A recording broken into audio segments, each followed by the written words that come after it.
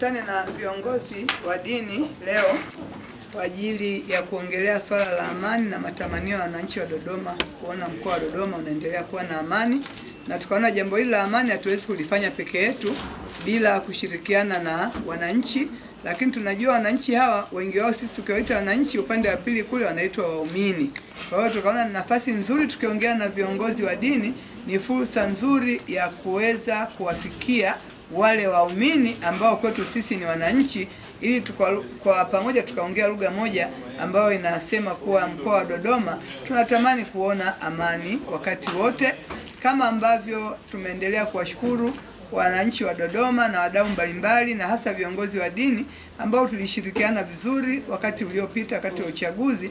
Kwa Dodoma uliendelea kuvuka kwa amani, lakini pia tunatamani pia matukio mbalimbali yaliyoko mbele yetu mkoa wetu wa Dodoma uendelee kuwa na amani. Kwa hiyo kikao kimekuwa ni kizuri ambacho sisi kama wananchi wa mkoa wa Dodoma kwa kushirikiana na serikali na viongozi wetu wa dini, kila mtu ameonyesha matamanio yake, kila mtu ameonyesha dhamira yake, kila mtu ameonyesha utashi wa kutamani kuona amani, na viongozi wa dini kwa umoja wao wameahidi kuwa wataendelea kuhubiri amani katika taasisi zao za dini.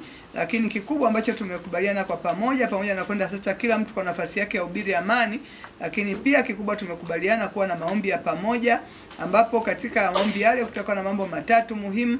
La kwanza itakuwa ni kumshukuru Mwenyezi Mungu pia kwa kutuvusha tarehe 29 na nyakati nyingine zote Dodoma imeendelea kustawi, kukua na kuwa na maendeleo, lakini pia kuomba rehema. Lakini jambo la tatu kubwa ni kuendelea kumwomba Mwenyezi Mungu pia atupe amani mkoa wa Dodoma. Tunafahamu mkoa huu unayo malengo makubwa, ni makao makuu ya nchi. Kuna mipango mingi ya maendeleo ya kiserikali ambayo yote inahitaji tuwe na amani ili tuweze kuyafanya maendeleo hayo na tuweze kuyaona. Kwa na mimi niendelee kutoa wito na shime kwa wananchi wa Dodoma. Amani ya mkoa wetu ndio mustakabali muhimu wa maendeleo ya mkoa wa Dodoma. Babu, bahati nzuri tumeacha timu ndogo iendelee kuyaratibu, kwa hiyo tutajua baadaye timu kuratibu ni lini na nafanyika kwa mtindo gani, na tutatangazia wananchi, kwa sababu tutatamani siku hiyo kila mtu awe katika maombi hayo.